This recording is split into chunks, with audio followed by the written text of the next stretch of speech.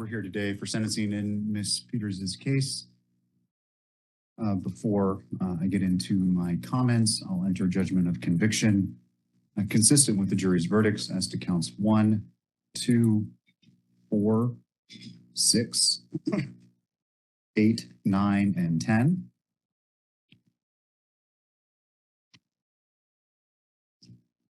As it relates to fines, fees, and costs, a $2,000 fine will be ordered as to counts 1, 2, 4, 6. As to counts 8, the maximum fine will be imposed. Counts 9 and 10, $1,000 fines will be imposed. You retain the right to ask me to reconsider any sentence I impose under Rule 35B. You have the right to appeal any sentence I impose. If you want to end this judgments of conviction, if you wish to do that, you need to do it within 49 days of today's date. The protection orders will remain in place during the life of this sentence. Conditions 6 and 7 are vacated. However, you can ask your lawyer what that means. If you are ever sentenced or today sentenced to the Department of Corrections, then I'm required to inform you that the time I actually impose or that may be imposed is not the amount of time you are likely to serve. It can be and very likely will be reduced by your accrual of good time and earned time credits within the department, meaning that the better you do in prison, the more programming you take advantage of, the sooner you'll be released.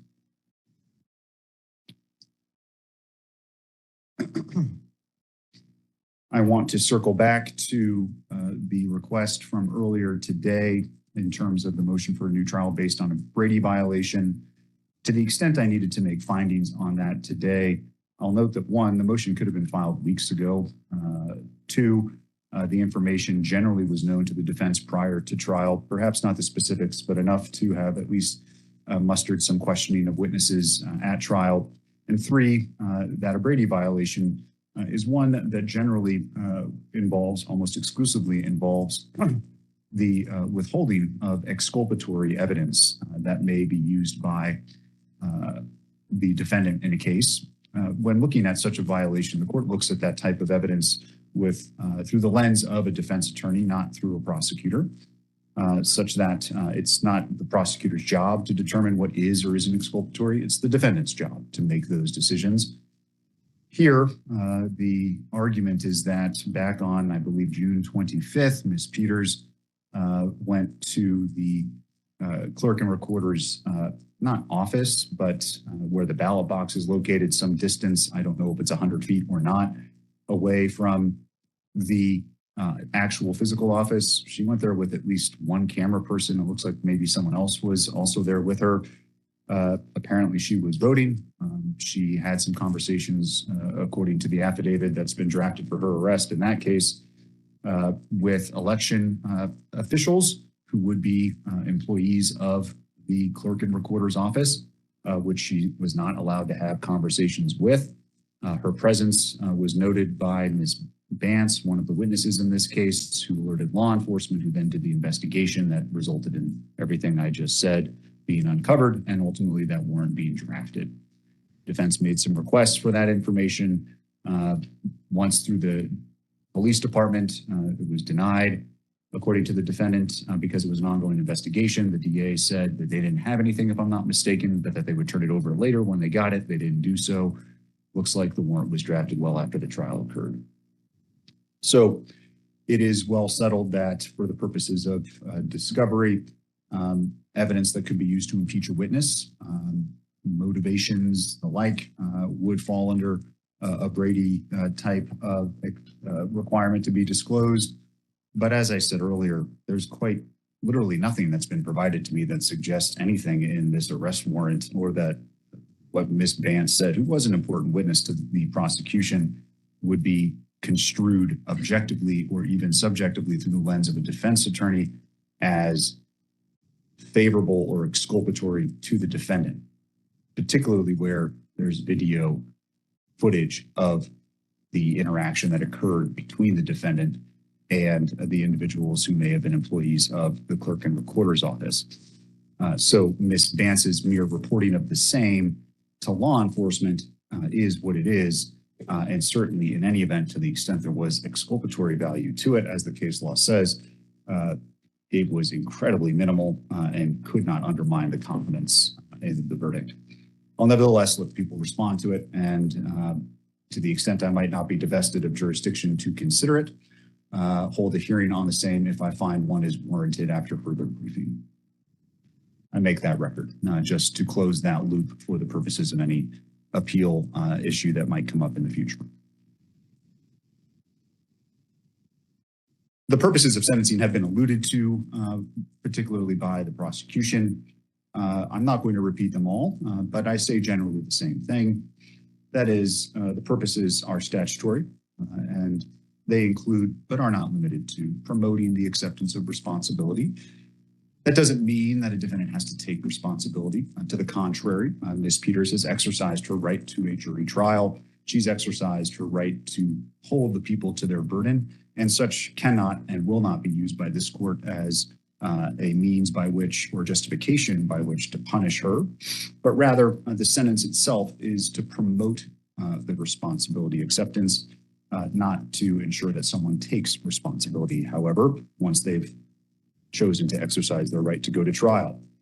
I consider deterrence in sentencing, that is both general and specific, that the sentence I impose must deter Ms. Peters from engaging in similar conduct in the future, but it also must deter others generally from engaging in this type of conduct. I consider rehabilitation where appropriate. I consider punishment where appropriate. I also must ensure that the sentences I impose are consistent among offenders similarly situated, but I must also impose a sentence that is designed to meet Ms. Peters' unique needs. Here, the defense has, and Ms. Peters in particular, has remained quite defiant, which is her right, but certainly not helpful for her lot today. And in arguing why I should impose a particular sentence, she tells me about her ailments, her loss, her struggles in life.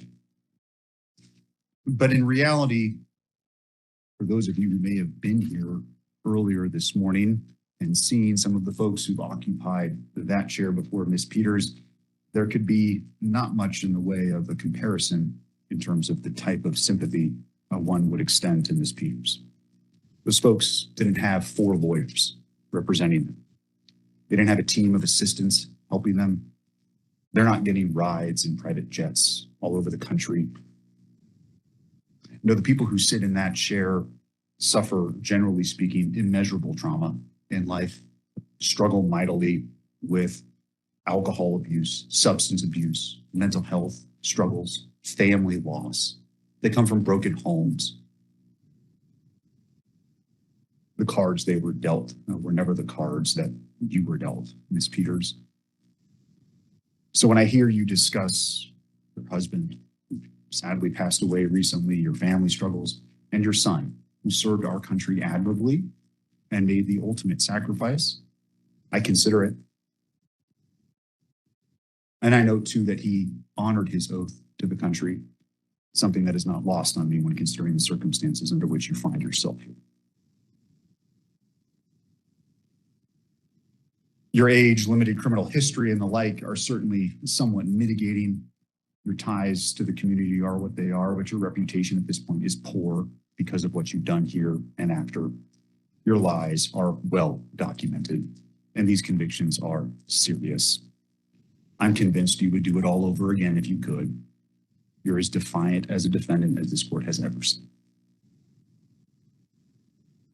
You don't have those histories of drug and alcohol abuse. There's no lifetime of trauma, not even close to the type of mitigating circumstances I would see from many folks who sit in that chair. No, to the contrary, Ms. Peters, you are a privileged person. You are as privileged as they come. And you use that privilege to obtain power, following, and fame. And to be sure, there's no doubt in my mind that that is exactly what you wanted, and it defies all sense of common sense to believe when you suggested to me a few moments ago that you didn't want this attention. No, you crave it now. And there is no one in this courtroom who would consider that to be anything other than the absolute truth. But to get to the point of what it is that you did here, it's my impression distinctly that you never took your job of clerking particularly seriously. You didn't complete the certification. One scandal after another followed you in your time as the clerk. And ultimately, it was a belief that the echo chamber in which you live couldn't be wrong, among other things, that led you to do what you did here. This thought process, unfortunately, seems to consume so many in our country, regardless of race, gender, political affiliation, or the like, that what it is we hear and think can't possibly be wrong.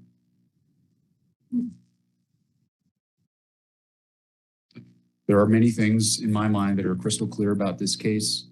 You are no hero, you abused your position, and you're a charlatan who used and is still using your prior position in office to peddle a snake oil that's been proven to be junk time and time again.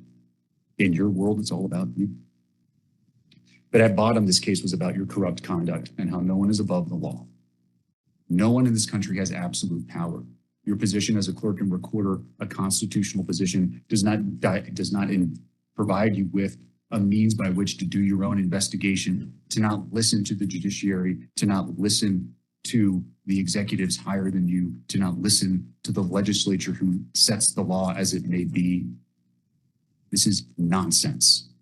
Our system of government can't function when people in government think that somehow, some way, the power they've been given is absolute in all respects. And that's where you fell. You have no respect for the checks and balances of government. You have no respect for this court. You have no respect for law enforcement. And you do not have respect for your fellow colleagues when you were a clerk and reporter who weren't lockstep in your beliefs.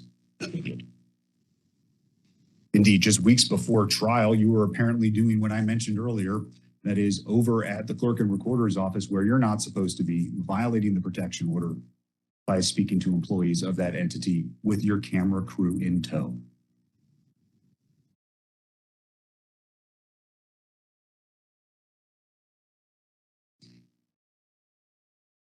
You have no qualms with violating the court's orders because you're innocent, because you didn't do anything wrong. You were just doing your job. You have no problem trying to kick an officer. Your explanation about what happened is preposterous. It's on video. You have no problem lying to officers. It's happened multiple times. They're recorded conversations. It's just more lies. No objective person believes them. No, at the end of the day, you cared about the jets, the podcasts, and the people flying with you. You abdicated your position as a servant to the Constitution, and you chose you over all else. Yes, you are a charlatan, and you cannot help but lie as easy it is for you to prove. You betrayed your oath for no one other than you. And this is what makes Ms. Peters such a danger to our community. It's the position she held that has provided her the pulpit from which she can preach these lies. The undermining of our democratic process, the undermining of the belief and confidence in our election systems. It's not about questioning it. No one says you can't question, you can't ask. It's completely different. And if you don't understand that distinction, then there's nothing I can say or do here today that will change your mind. So the damage that is caused and continue to be caused is just as bad, if not worse, than the physical violence that this court sees on an all too regular basis. And it's particularly damaging when those words come from someone who holds a position of influence like you. Every effort to undermine the integrity of our elections and public's trust in our institutions has been made by you. You've done it from that lectern the voting public provided you with.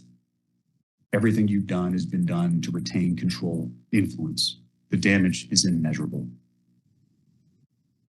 And every time it gets refuted, every time it's shown to be false, just another tale is weaved So I'll begin by saying I've considered all of those purposes of staying of an execution of a sentence. I've mentioned all of them here generally in my comments already, and I find that a stay of any sentence I impose would be wholly unwarranted. All cases have a possibility of reversal on appeal, no doubt. I'm at peace with all of the decisions I've made here. If anything, I gave you and your counsel far too much leeway at times, but the rulings I made came after much consideration, incredible amounts of internal debate, and I trust in accordance with the applicable law. I consider the sentence here in this case what are available to me. Probation. Community corrections wasn't requested, but it wouldn't be an option in any event, and an incarcerative sentence to the Department of Corrections. Probation's focus is rehabilitation. It is for folks who have minimal criminal histories, low LSI scores like you, Ms. Peters, but where punishment isn't really on the table. It's about putting someone back in the community who's not at risk and giving them a chance to correct those things that brought them before me in the first place. Community corrections, which again isn't available, but nevertheless I'll mention, is another option that I could still order. It's much more stringent than probation, but it's not prison. And it's for folks who have even higher needs. Again, drug addicts, alcohol abusers, and the like. And prison is for those folks where we send people who are a danger to all of us. Whether it be by the pen or the sword or the word of the mouth. Prison is where folks go, where punishment is what we're focused on, because the crime committed is so significant that anything less would unduly mitigate the seriousness of the sin. I mentioned before there are no mental health concerns. There's no good reason why you're here, Ms. Peters, other than these are all the active decisions that you made that cost our county significantly, but also more importantly, cost you greatly. Mr. Wood, all the members of the county who worked and trusted you when you asked them to do things that they did on your behalf. It's part of your lies. The expense, the toll is immeasurable. So putting you on probation when you have zero needs that would be met by probation is the very definition of unduly depreciating the significance of what it is that you've done, the harm that you've caused our community and continue to cause. Community corrections is the same. So prison is the only place that duly meets the purposes of sentencing in this matter. And therefore the sentence and judgment of the court is as follows. As to counts 1 and 4, the judgment and sentence of the court is 3.5 years in the Department of Corrections. Those sentences will be concurrent to each other. As to count 2, the judgment and sentence of the court is 3.5 years consecutive to counts 1 and 4. As it relates to the misdemeanor charges, count 8 is 120 days in the Mesa County Detention Facility, concurrent to count 9 and 10, which will be 6 months in the Mesa County Detention Facility, consecutive to the prison sentence. The reason those sentences are consecutive is because those sentences are, as the prosecution stated, directly related to what it is that you did here in our community, the damage you caused this community, the breach of your oath to the electorate in Mesa County. Your sentence will be followed by 3 years of parole. You have 2 days of pre-sentence confinement credit. Anything I missed? Anything else we need to address? I think you missed the sentencing on count 6. Oh, I'm sorry. Count 6 is criminal impersonation. That's also consecutive. That's 15 months to the Department of Corrections. So it's 8.5 years total, plus the 6 months for a total of 9 years of incarceration. I think the only other thing is the cost of prosecution, Your Honor. Is there an objection to the cost of prosecution, Mr. Case? We can set it for hearing if you need to. Well,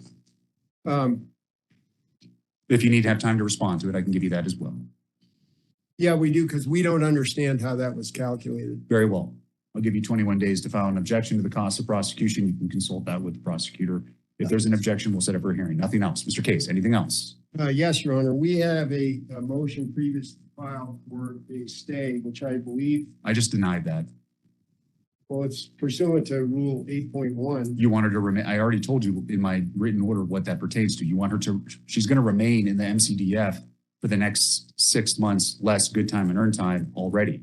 Your motion, that rule you're citing to isn't a stay of the sentence per se. It allows her to stay in the local jail for up to 60 days. And I'm happy to grant that, but she's already going to be doing it because they're going to take her, I think they're going to take her to, they're going to keep her here and then they're going to take her to prison. Well, we filed our